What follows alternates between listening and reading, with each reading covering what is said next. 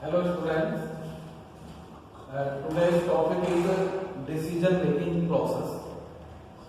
इससे पहले जो आपका लेक्चर था उसमें डिस्कस किया था कि डिसीजन मेकिंग कॉन्सेप्ट के बारे में हमने डिस्कशन किया था कि भाई what is concept of decision making and what are the features of decision making and what are the types of decisions. तो हम जो अब डिस्कस करेंगे वो करेंगे decision making process. Decision making process basically क्या है? मैंने आपको स्टार्टिंग में बताया था कि डिसीजन मेकिंग होता क्या है कि जब आप के पास ऑल्टरनेट्स होते हैं, मोर देन वन ऑल्टरनेट्स होते हैं और आप उन ऑल्टरनेट्स में से किसी भी बेटर वन को आप सेलेक्ट कर चलते हो उन ऑल्टरनेट्स में, तो उस प्रोसेस को आप डिसीजन मेकिंग प्रोसेस कहते हैं. ठीक है, that is called your decision making process. अब हम उसी डिसीजन मेकिंग प्रोसेस की बात करेंगे कि भाई हम जब उनका सिलेक्शन करते हैं, किस तरीके से हमें आइडेंटिफाई करते हैं, किस तरीके से बेटर वन को सेलेक्ट करते हैं, तो उसका जो आपका पूरा प्रोसेस जो होता है वो आपका प्रोसेस होता है डिसीजन मेकिंग प्रोसेस. क्या होता है वो आपका डिसीजन मेकिंग प्रोसेस. तो हम जब डिसीजन मेकिंग प्रोसेस की बात करते हैं तो इसके अंदर आपके डिसीजन मेकिंग प्रोसेस के अंदर आपके 8 स्टेप्स हैं जिनके बारे में हमें डिस्कशन करना है. तो इसमें सबसे पहला स्टेप है आपका कि identification of the purpose of decision. Identification of the purpose of decision. हम कोई भी डिसीजन लेते हैं, ठीक है, उस डिसीजन मेकिंग का आपका कोई ना कोई आपका पर्पस होता है. जब कोई पर्पस होता है हम उसी पर्पस के वे पे आपका डिसीजन लेकर चलते हैं. तो सबसे पहले हम आइडेंटिफाई करते हैं कि भाई हमारा जो हम ये डिसीजन ले रहे हैं उस डिसीजन को लेने का मेन पर्पस आपका क्या है. हम क्या कर रहे हैं कि जो भी हम डिसीजन ले रहे हैं उस डिसीजन को करने का हमारा मेन पर्पस वहां पर क्या है. तो सबसे पहले स्टेप के अंदर क्या होता है? Identification of the purpose of decision. जब हम identification of the purpose of decision की बात करते हैं तो उसमें कुछ क्वेश्चंस होते हैं जिनके ऊपर हमें फोकस करके चलना होता है. कि जैसे सबसे पहला है कि what exactly is the problem. जो हम डिसीजन ले रहे हैं या जब हम ऑल्टरनेट्स ले रहे हैं वो हम किस एग्जैक्ट प्रॉब्लम के लिए ले रहे हैं, कि भाई क्या एग्जैक्ट प्रॉब्लम है जिसके लिए हमें डिसीजन मेकिंग लेना पड़ रहा है, जिसके लिए हमें ऑल्टरनेट सेलेक्ट करने हैं. ठीक है. सेकंड है कि भाई why the problem should be solve. क्योंकि प्रॉब्लम बहुत सारी आपकी आती है ऑर्गेनाइजेशंस के अंदर, तो कुछ आपको इमीडिएटली सोल्व करनी होती है, कुछ को आप नेग्लेक्ट करके भी चलते हो कि इनसे हमारे बिजनेस के ऊपर कोई ज्यादा इफेक्ट नहीं पड़ रहा. तो इसमें जो सेकंड वन है क्वेश्चन वो है कि why the problem should be solve. कि जो प्रॉब्लम है हम उसे क्यों सॉल्व कर रहे हैं, इससे हमें क्या क्या बेनिफिट्स वहां पर हो सकते हैं. तो वो सब चीजें किसके अंदर आती हैं? आपके पर्पस के अंदर आती हैं. थर्ड वन था इसमें, जो इसमें थर्ड वन लिखा हुआ है वो है आपका कि who are affected parties of the problem. कि जो ये पर्टिकुलर प्रॉब्लम है इससे कौन कौन सी पार्टीज अफेक्ट हैं. पार्टीज मतलब कि कौन कौन से कि भाई ऑर्गेनाइजेशन के अंदर कौन कौन से ऐसे सेक्टर्स हैं या ऑर्गेनाइजेशन के आउटसाइड जो है कौन कौन सी ऐसी एक्टिविटीज है जिनसे इस प्रॉब्लम की वजह से वो अफेक्ट आपकी हो रही है. ठीक है. नेक्स्ट था इसमें कि does the problem have a deadline और अ स्पेसिफिक टाइमलाइन. कि जो भी हमारी प्रॉब्लम है कि वो बिल्कुल लास्ट में चल रही है, डेडलाइन है, या अभी हमारे पास कुछ स्पेसिफिक टाइमलाइन है कि हम इसे इस टाइम तक सॉल्व आउट कर लेंगे. तो वो भी हमें वहां पर फाइंड आउट करना होता है, वो भी हमें वहां पर आइडेंटिफाई करना होता है कि भाई कोई इमीडिएट आपकी प्रॉब्लम है तो you have to need immediate solution. आपको लग रहा है कि आपके पास कुछ टाइम फ्रेम है उस पर्टिकुलर प्रॉब्लम को सोल्व आउट करने के लिए, तो वहां पर आप कुछ टाइम फ्रेम वहां पर लेके चल सकते हो. नेक्स्ट जो है इसमें सेकंड वन स्टेप जो है वो है आपका information gathering. Information gathering means क्या होता है कि जब आप एक प्रॉब्लम को आइडेंटिफाई कर लेते हो, किस पर्पस के लिए हमें प्रॉब्लम आइडेंटिफाई करनी है और उसके रिगार्डिंग डिसीजन हमें लेना है, तो उसके बाद आप करते हो इंफॉर्मेशन गैदरिंग. उस वो प्रॉब्लम के what are the reasons to occur the problem, कि जो आपकी प्रॉब्लम है वो किन रीजंस के कारण जो है आपकी अकर हुई है, किन रीजंस की वजह से ये आपकी प्रॉब्लम क्रिएट हुई है, कौन कौन सी पार्टी उसमें उससे अफेक्ट हो रही है, कौन कौन से प्रोसेसेस उससे अफेक्ट हो रहे हैं, कौन कौन सी अदर एक्टिविटीज उससे अफेक्ट हो रही हैं, तो उसके रिलेटेड आप जितनी भी इंफॉर्मेशन होगी आप उस सारी इंफॉर्मेशन को वहां पर गैदर करके चलोगे, उस इंफॉर्मेशन को आप कलेक्ट करके वहां पर चलोगे। उसके बाद जो है आपका वो है आपका principle for judging the alternatives. जब हम बात करते हैं, हमने बार बार एक वर्ड यूज किया है ऑल्टरनेट्स, कि जब हम ऑल्टरनेट सेलेक्ट करते हैं, जज करते हैं, तो वो कुछ प्रिंसिपल्स होंगे, कुछ स्टैंडर्ड्स होंगे जिनके बिहाफ पर हम अपने ऑल्टरनेट्स को सेलेक्ट करके चलेंगे। हमने स्टार्टिंग से इसमें बताया कि आपके पास मोर देन 1 2 3 आपके ऑल्टरनेट्स होते हैं और उन्हीं ऑल्टरनेट्स में से आप क्या करते हो कि जो भी बेटर वन होता है आप उसे सेलेक्ट करते हो। लेकिन जो हम ऑल्टरनेट सेलेक्ट करते हैं मोर देन वन, तो वो उनके लिए हमने क्या जजिंग प्रिंसिपल्स रखे हुए हैं या उनके लिए हमने आपके क्या स्टैंडर्ड सेट किए हुए हैं या क्या गाइडलाइन सेट की हुई है कि भाई जो इनके अकॉर्डिंग जो भी हमें ऑल्टरनेट्स मिल रहे हैं हम उन्हें ही वहां पर ऑल्टरनेट्स को लेकर चलेंगे। तो सेकंड स्टेप थर्ड स्टेप के अंदर आप क्या करते हो कि principles for judging the alternates, आप वहां पर जो भी प्रिंसिपल्स है, ठीक है, उन्हें उनके बिहाफ पर अपना ऑल्टरनेट जो होता है उसे आप सेलेक्ट करते हो। फोर्थ स्टेप है आपका brain storm and analyse the different choice. Brain storm and analyse the different choices. अब बेसिकली होता क्या है, जो आपका ब्रेन स्टॉर्म होती है वो आपके एचआर की टेक्निक होती है।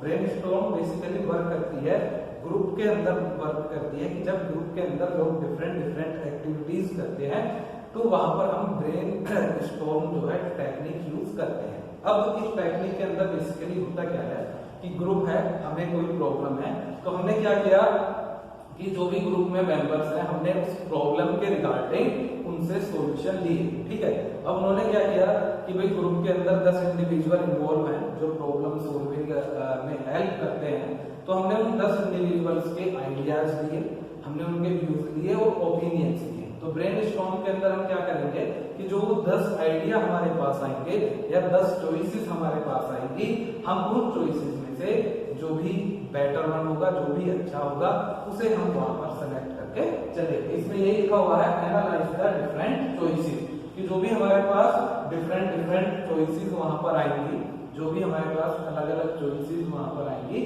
हम उन्हें सेलेक्ट वहां पर उन्हें एनालाइज करके चलेंगे। ब्रेन स्टॉर्म में मैंने क्या बताया कि 10 इंडिविजुअल हैं, 10 अपने अपने व्यूज और आइडियाज आपको देंगे और आप उन 10 के बिहाफ पर ही डिसाइड करोगे वहां पर कि आपको कि कौन सा मतलब कौन सी चॉइस आपके लिए ज्यादा बेटर वहां पर रहेगी। तो इस पॉइंट में यही होता है brain storm and analyse the different choices.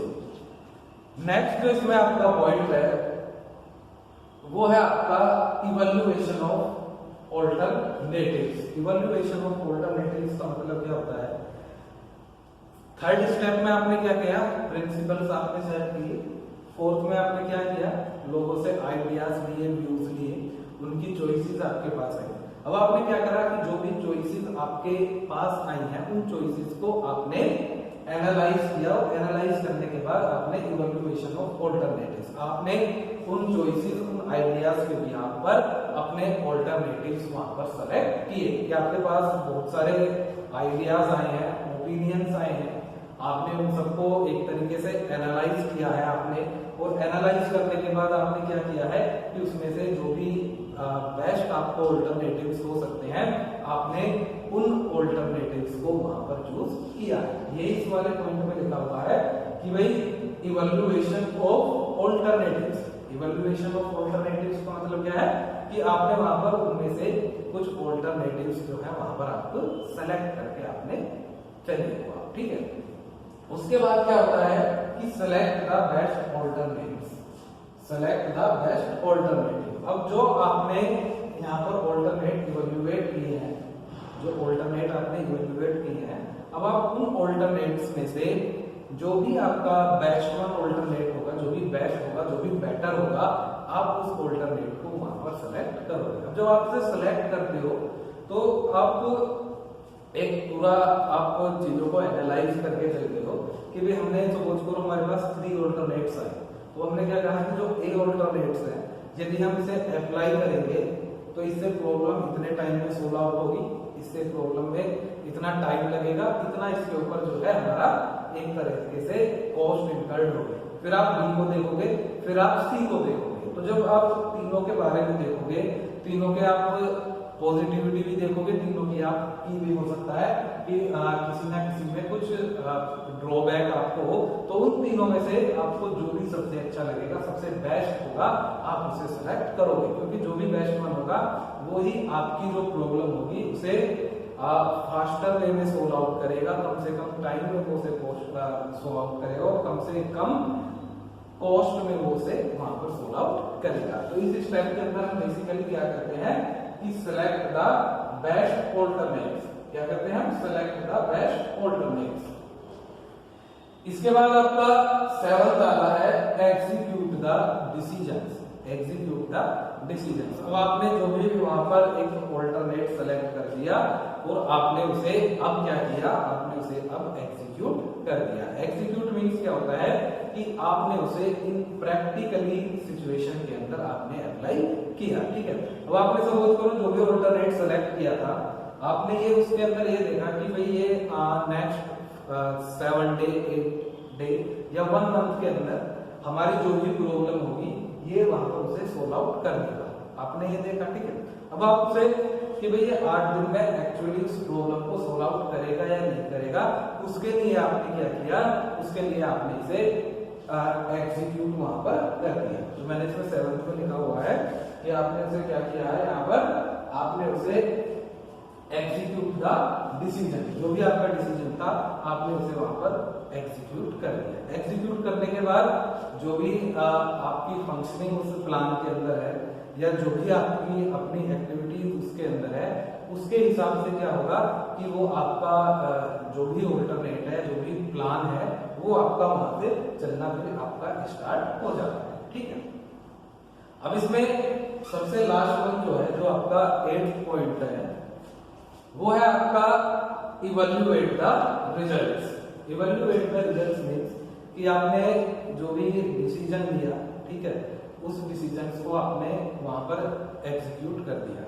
अब एग्जीक्यूट तो आपने कर दिया, तो लास्ट स्टेप में हम क्या करते हैं कि जो हमने एग्जीक्यूशन किया है कि उससे रिजल्ट क्या आया है, जो हमारा एक्चुअल रिजल्ट है और जो हमारा स्टैंडर्ड रिजल्ट था या एक्सपेक्टेड रिजल्ट था, दोनों आपके सेम है या दोनों के बीच में कोई डिफरेंस आया है। वे हमने क्या किया कि हम 10 दिन के अंदर अपनी प्रॉब्लम सोल्व आउट कर देंगे, तो हमने क्या किया, उसे डे बाय डे भी एग्जामिन किया और 10 दिन के बाद हमने देखा कि भाई यदि हमारी जो एक्चुअल प्रॉब्लम है वो पूरी तरीके से सोल्व आउट होगी, तो इट मींस जो आपका ये डिसीजन है ये आपने बिल्कुल सक्सेसफुली वहां पर इंप्लीमेंट किया है डिसीजन, और डिसीजन ने अपना सक्सेसफुली वहां पर काम किया है।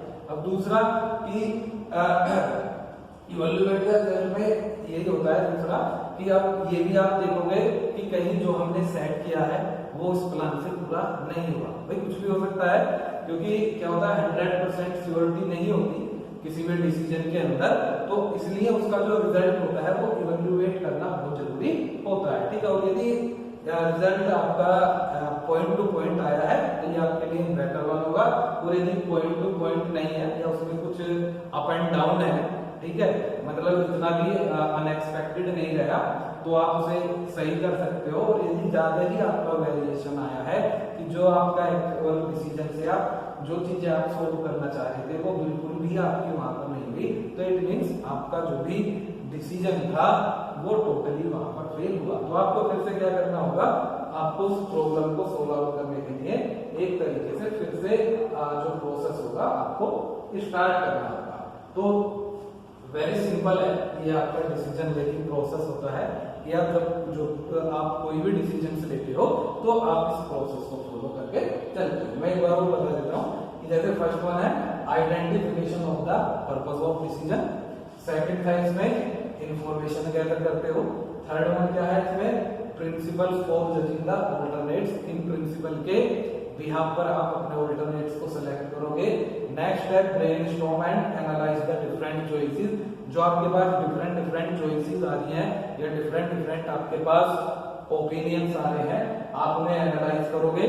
उन्हें एनालाइज करने के बाद आप क्या करोगे, इवैल्यूएशन ऑफ ऑल्टरनेट्स कर दोगे। उसके बाद जो भी बेस्ट वन होगा उसे आप सेलेक्ट करोगे। सेलेक्ट करने के बाद आप क्या करोगे, उसे एग्जीक्यूट कर दोगे एक्शन में।